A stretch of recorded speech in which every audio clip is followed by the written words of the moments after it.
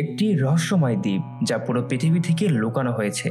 আর সেই দ্বীপের গভীর জঙ্গলের মাঝে রয়েছে এক গোপন স্থান, যেখানে লুকিয়ে আছে মূল্যবান গুপ্তধন এবং এমন এক শক্তি যা পুরো পৃথিবীকে ধ্বংস করে দিতে পারে। কিন্তু লোকমুখে শোনা যায় যে একবার সেখানে গিয়েছিল সে আর কখনো ফিরে আসতে পারেনি। তার শেষ পরিণতি হয়েছে মৃত্যু। এমন রহস্যময় স্থানের কথা শুনলে আমাদের মনে একটাই প্রশ্ন জাগে, আসলে কি আছে সেই জঙ্গলের ভিতরে যা খুঁজতে গিয়ে মানুষ নিজের জীবন দিতেও পিছু পা হয়নি।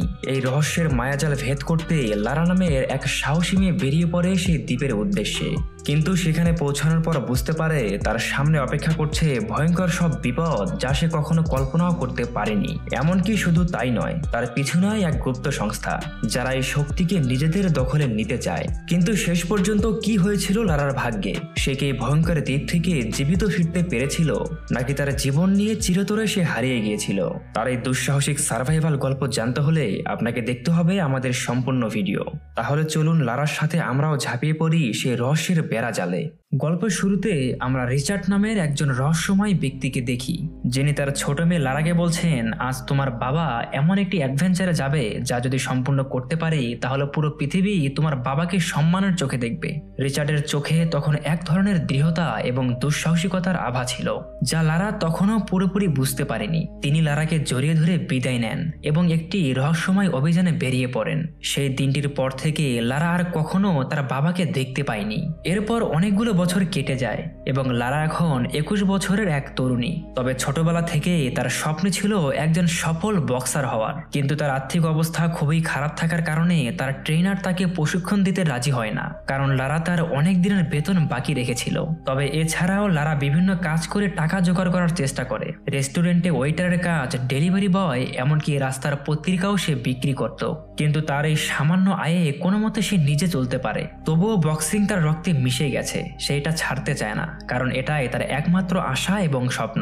একদিন তার বন্ধুরা তাকে জানায় যে শহরে একটি সাইকেল রেসের আয়োজন করা হয়েছে, সেখানে প্রথম স্থান অধিকার করতে পারলে সে একটি বড় অঙ্কের টাকা পুরস্কার পাবে। এজন্য লারা এই সুযোগকে কাজে লাগানোর সিদ্ধান্ত নেয়, কারণ এই টাকা তার জন্য খুবই গুরুত্বপূর্ণ। রেসের দিন লারার পারফরমেন্স বেশ ভালোই ছিল, কিন্তু হঠাৎ করে সে তার বাবার কথা মনে করে। তার মাথায় ভেসে ওঠে সেই দিনের ছবি, যখন তার বাবা তাকে বলেছিলেন, পুরো পৃথিবী তোমার বাবাকে সম্মানের চোখে দেখবে। এই স্মৃতি তাকে অন্যমনস্ক করে তোলে এবং তার সাইকেল একটি পুলিশ গাড়ির সাথে ধাক্কা খায়। এর ফলে লারা গুরুতর আহত হয় এবং তাকে পুলিশ স্টেশনেও নিয়ে যাওয়া হয়। পুলিশদের কাছে লারা বোঝানোর চেষ্টা করে যে এটি একটি দুর্ঘটনাবশত ঘটেছে, কিন্তু পুলিশ তার কোনো কথাই শোনে না। এরপর এভাবে করে অনেকটা সময় পার হয়ে যায় এবং এনা নামের একজন মহিলা লারাকে মুক্ত করতে আসেন। এনা লারাকে বলে যে পৃথিবীর সবাই বিশ্বাস করে তার বাবা মারা গেছেন এবং লারার উচিত তাদের পারিবারিক সম্পত্তির দায়িত্ব নেওয়া। কিন্তু এদিকে লারা বিশ্বাস করে তার বাবা এখনো বেঁচে আছেন। তার বাবা ছোটবেলায় তাকে ফেলে চলে যাওয়ায় তার মনে ক্ষোভ ছিল, তাই সে সম্পত্তি নিতে চায়নি। তবে এখন এনার কথা মতো লারা তাদের পুরনো বাড়িতে যায়, যেখানে অনেক বছর হয়ে যাচ্ছে কেউ বসবাস করেনি। বাড়িটি এখন ধ্বংসস্তূপে পরিণত হয়েছে। দেয়ালে জমে আছে মাকড়সার জাল এবং মেঝেতে পড়ে আছে পুরনো ফার্নিচারের টুকরো। লারা সেখানে একটি কফিনও দেখতে পায়, যার উপর তার বাবার নাম লেখা আছে। কফিনটি খুলতেই একটি গুপ্ত ঘরের দরজা খুলে যায়। ভেতরে গিয়ে লারা তার বাবার গবেষণার নানা রকম জিনিসপত্র দেখতে পায়, পুরনো বই, মানচিত্র এবং একটি ক্যামেরায় রেকর্ড করা ভিডিওতে রিচার্ড লারাকে বলে, আমি জানি তুমি আমার উপর রেগে আছো। তোমার মা মারা যাওয়ার পর আমি মানসিকভাবে অনেকটাই ভেঙে পড়ি এবং তোমার মাকে ফিরে পাবার জন্য হিমিগো নামের এক রানীর সন্ধানে বেরিয়েছিলাম, যার কাছে জীবন মৃত্যুর রহস্য লুকিয়ে আছে। কিন্তু আমি সেই দ্বীপে গিয়ে আটকে পড়ি। যদি তুমি কোনোদিনও এই গবেষণার জিনিসপত্রগুলো খুঁজে পাও তাহলে সেগুলো ধ্বংস করে দিও, কারণ এগুলো যদি কোনো খারাপ মানুষের হাতে পড়ে যায় তাহলে তারা পৃথিবীতে বিশৃঙ্খলা সৃষ্টি করবে।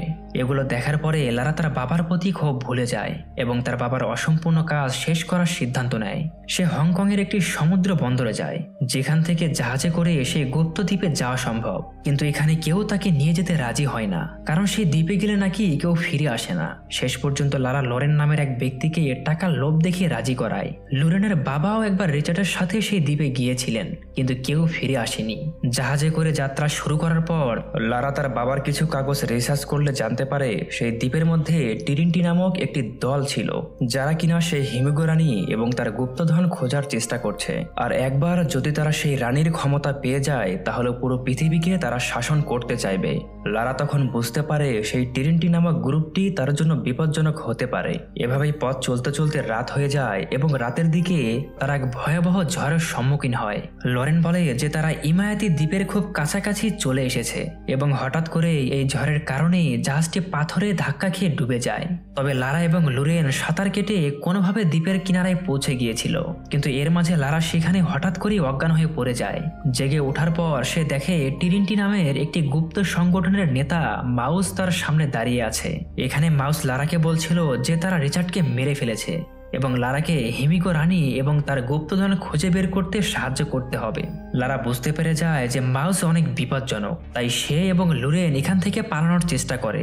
এ কারণে সে আর লরেন গার্ডকে মেরে কোনোভাবে ওই জায়গা থেকে পালিয়ে যায়। তবে মাঝপথে লরেন এবং লারা আলাদা হয়ে যায়। এর জন্য লারা বাধ্য হয়ে একাই চলতে শুরু করে। এভাবে অনেকটা সময় দৌড়ানোর পর লারা একটি নদীর কাছে চলে আসে, আর নদীর ওই পারে যাওয়ার জন্য এখানে শুধুমাত্র একটি গাছ ছিল।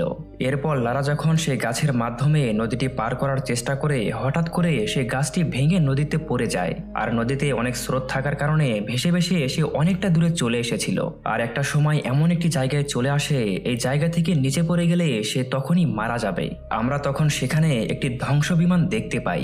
সে তখন অনেক কষ্ট করে সে বিমানটির ডানার উপর উঠে পড়ে, কিন্তু লারার ভাগ্য এতটাই খারাপ ছিল যে সে বিমানের ডানাটিও ভাঙতে শুরু করে। লারা তখন দৌড়ে গিয়ে বিমানের প্রধান অংশের ভিতরে গিয়ে ঢুকে পড়ে।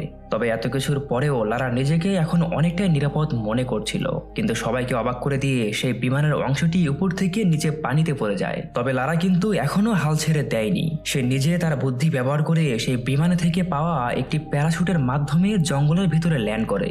এতক্ষণ লারার সাথে যা কিছু ঘটলো তার জন্য সে খুবই দুশ্চিন্তা করছিল, কারণ সে জানতো না এই জঙ্গল থেকে সে আর কোনোদিনও বের হতে পারবে কিনা। আপনার কি মনে হয় শেষ পর্যন্ত তার সাথে কি ঘটবে? অসাধারণ এক রহস্যের জাল ভেদ করতে চলেছি আমরা। সঙ্গী হতে চাইলে সম্পূর্ণ ভিডিও জুড়ে আমাদের সাথেই থাকুন। এভাবেই অনেকটা সময় কেটে গেলে রাত হয়ে যায়। রাতের বেলায় লারা জঙ্গলে খাবারের সন্ধানে ঘুরতে ঘুরতে এক ব্যক্তিকে দেখে এবং দেখা মাত্রই সে পালাতে শুরু করে। তবে লারা তাকে ধরে ফেলেছিল এবং সে আবিষ্কার করতে পারে যাকে সে ধরেছে সে তার নিজের বাবা রিচার্ড। এভাবে অনেকদিন পর বাবা মেয়ের মিলন হলো। রিচার্ড এখানে লারাকে বলছিল যে টিরিনটি গ্রুপ খুবই বিপজ্জনক এবং তাদের হাতে যদি হিমিগো রানীর শক্তি পড়ে যায় তাহলে তারা পুরো পৃথিবীকে ধ্বংস করে ফেলবে। তবে এদিকে আমরা সেই টিরিনটি গ্রুপকে একটি পাহাড়ের সামনে দেখতে পাচ্ছিলাম। মূলত লারার কাছ থেকে রিচার্ডের পাওয়া একটি ডায়েরির মাধ্যমে তারা সেই হিমিগো রানীর গুপ্ত জায়গার সন্ধান পেয়েছিল। সিন পরিবর্তন হয়। এদিকে লারা এবং রিচার্ড বুঝতে পারে ইতিমধ্যেই তাদের অনেকটা দেরি হয়ে গিয়েছে, কারণ ম্যাথুইস যদি কোনোভাবে সেই রানীর কাছে পৌঁছাতে পারে তাহলে তা পুরো পৃথিবীর জন্যই বিপজ্জনক হবে। তাই লারা এবং রিচার্ড বেরিয়ে পড়ে ম্যাথুইসকে খোঁজার উদ্দেশ্যেই। এরপর এভাবেই অনেকটা সময় জঙ্গল দিয়ে যাওয়ার পর তারা ফাইনালি সেই ম্যাথুইসের দলের কাছে এসে পড়েছিল।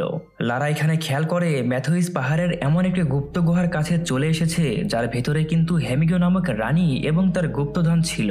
লারা তখন তার কাছে থাকা তীর ধনুক দিয়ে একে একে ম্যাথুইসের অনেক লোককে মেরে ফেলে। অন্যদিকে আমরা রিচার্ডকে দেখতে পাই সেই গুপ্ত গুহার দরজার কাছে যায়, কিন্তু এই গুহাতে প্রবেশ করতে হলে আগে একটি পাজল সমাধান করতে হবে। তবে সমস্যা হলো এই পাজলের সমাধান তারা কেউ করতে পারে না।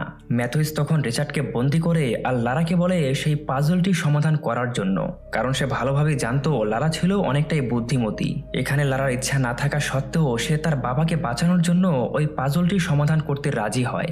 এরপর লারা তার বুদ্ধি ব্যবহার করে অনেক কষ্ট করে সেই পাজলটি সমাধান করে ফেলে এবং সেই মুহূর্তে দরজাটি ভেঙে গুহাতে প্রবেশের রাস্তা খুলে যায়। এরপর তারা সবাই তখন সেই গুহার মধ্যে প্রবেশ করে। এই জায়গাটি ছিল খুবই অন্ধকার এবং গা ছমছমে একটা পরিবেশ, কিন্তু তারা তো আর জানতো না এই গুহার মধ্যেই লুকিয়ে আছে নানা রকম মৃত্যুর ফাঁদ যা তাদের জীবনও কেড়ে নিতে পারে। কিন্তু এই সব কিছুকেই উপেক্ষা করে তারা সামনের দিকে এগিয়ে যায়। এভাবেই কিছুটা সময় যাওয়ার পর তারা একটি খাদের সামনে চলে আসে, যেখানে আমরা অনেকগুলো মানুষের কঙ্কাল দেখতে পাচ্ছিলাম। এর মানে হলো এর আগেও অনেক মানুষ এই গুহার ভিতরে এসেছিল রানী সেই গুপ্তধন এবং তার ক্ষমতা পাওয়ার লোভে, কিন্তু তাদের সবারই শেষ পরিণতি এটাই হয়েছিল, আর তা হলো মৃত্যু। এ সব কিছুই দেখার পর সেখানকার সবাই অনেক ভয় পেয়ে যায়, কিন্তু এরপরেও তারা দমে কিন্তু যায়নি। সেখানে থাকা একটি ময়ের সাহায্যে তারা খুব সহজেই খাটটি পার করে ফেলে। লারা তখন সেই গুহার গায়ে বিভিন্ন রকম অদ্ভুত আকৃতিও দেখতে পাচ্ছিল, যা কিনা খুবই রহস্যময় ছিল। তবে এর মানে লারা ছাড়া বাকি অন্য কেউ বুঝতে পারে না। এরপর কিছুটা সময় ধরে এগিয়ে তারা একটি অদ্ভুত জায়গাতে পৌঁছায়, কিন্তু এর মাঝে হঠাৎ করেই তারা যে মেঝেতে দাঁড়িয়েছিল সেই মেঝেটা ভেঙে যেতে শুরু করে, আর নিচের গর্তে পড়ে ম্যাথুইজের অনেক লোক মারা যায়। লারা তখন বুঝতে পারে এভাবে বেশিক্ষণ চলতে থাকলে তারা এখানেই মারা যাবে। আর ঠিক তখনই আমরা সেখানে আরেকটি দরজা দেখতে পাই। লারা তখন সেখানে থাকা লাল এবং হলুদ একটি পাথর দিয়ে সেই দরজাটি খোলার চেষ্টা করে, কিন্তু কোনোভাবেই সেই দরজাটি খুলছিল না। লারা তখন বুদ্ধি করে সে লাল এবং হলুদ পাথরটিকে একসাথে একটি গর্তের ভিতরে প্রবেশ করায়, এবং মুহূর্তেই সে পাথর দুটি নীল এবং লাল রঙের আকার ধারণ করে, আর এর মধ্যে দিয়েই দরজাটিও খুলে যায়। দরজা খোলার পরে সবাই যখন ভেতরে প্রবেশ করে সেখানে অনেকগুলো কফিন তারা দেখতে পাচ্ছিল, যার ভেতরে বহু মানুষের লাশও ছিল। এরপর আরো বেশ কিছুটা পথ সামনের দিকে এগিয়ে গেলে তারা মূল্যবান ধন সম্পদ দিয়ে সাজানো আরেকটি কফিন দেখতে পায়। লারার বুঝতে তখন আর বাকি ছিল না, এটাই হলো সেই হিমিগো নামক রানীর কফিন। এর মানে হলো আমরা লোকমুখে যা শুনেছিলাম তার সম্পূর্ণ মিথ্যে। আসলে মূল ঘটনা হলো হিমিগো নামক রানী অনেক পূর্বেই মারা গিয়েছিল, আর তার মৃত লাশটি এই কফিনের ভেতরেই সংরক্ষণ করা হয়েছে। তবুও সেখানে থাকা সবাই অনেক খুশি হয়েছিল, কারণ দীর্ঘ প্রতীক্ষার পর তারা হিমিগো নামক সেই রানীর সন্ধান পেয়ে গেছে। আমরা তখন সেখানকার পাহাড়ের গায়ে লেখা বিভিন্ন আকৃতি থেকে হিমিগো নামক সেই রানীর সম্পর্কে জানতে পারি। আসলে হিমিগো নামক সেই রানীর একটি বিরল অসুখ হয়েছিল। তাকে যদি সেই সময় কেউ স্পর্শ করত তাহলে সেই মানুষটিও মুহূর্তেই মারা যেত। তাই রানী তার নিজের রাজ্যের মানুষের ভালোর কথা চিন্তা করে নিজের দ্বীপে এসেই বন্দী হয়েছিল। তবে লোকমুখে ছড়িয়ে পড়েছিল অন্য কথা, কারণ সবাই ভেবেছিল রানীর কাছে কোনো অলৌকিক শক্তি লুকিয়ে রয়েছে। তবে এই সবকিছুই লারা বুঝতে পারলেও ম্যাথুইস কিংবা তার লোকজন কিছুই বুঝতে পারে না। এদিকে ম্যাথুইস তখন লোভ সামলাতে না পেরে তার লোকজনদের সাহায্যে সেই কফিনটিকে খোলে, আর ভেতরে আমরা সেই হিমিগো নামক রানীর লাশ দেখতে পাচ্ছিলাম, যার নানা রকম মহামূল্যবান স্বর্ণ অলংকার দিয়ে সাজানো ছিল। এইরকম দামি জিনিস দেখে ম্যাথুইস তো অনেক খুশি হয়ে যায়, কারণ এই সবকিছুর লোভেই সে এখানে এসেছিল। ম্যাথুইসের লোকজন তখন সেই রানীর শরীর থেকে অলংকারগুলো খোলার চেষ্টা করে, কিন্তু রানীকে স্পর্শ করা মাত্রই সে লোকগুলো জম্বিতে পরিণত হয়। ম্যাথুইসের আর বুঝতে বাকি থাকে না রানীর শরীরে হয়তো কোনো ভাইরাস রয়েছে। তাই ম্যাথুইস তখন একটি কাঁচির সাহায্যে রানীর একটি আঙ্গুল কেটে নেয়, কারণ সে চিন্তা করেছিল এই আঙ্গুলের সাহায্যে সে মানুষকে ভয় দেখিয়ে তাদেরকে নিজের কন্ট্রোলে রাখবে, আর কেউ যদি তাদের কথা না শোনে তাহলে পুরো পৃথিবীতে এই ভাইরাস ছড়িয়ে দেবে। লারা এবং রিচার্ড তখন বুঝতে পারে ম্যাথুইস এখন পুরো পৃথিবীর জন্য বিপজ্জনক, তাই তাকে কোনোভাবেই এই দ্বীপ থেকে বেঁচে ফিরতে দেওয়া যাবে না। এই কারণে রিচার্ড এবং লারা ম্যাথুইস আর তার লোকজনকে মারতে শুরু করে। ম্যাথুইস তখন নিজের জীবন বাঁচাতে একটি জায়গায় লুকিয়ে পড়ে।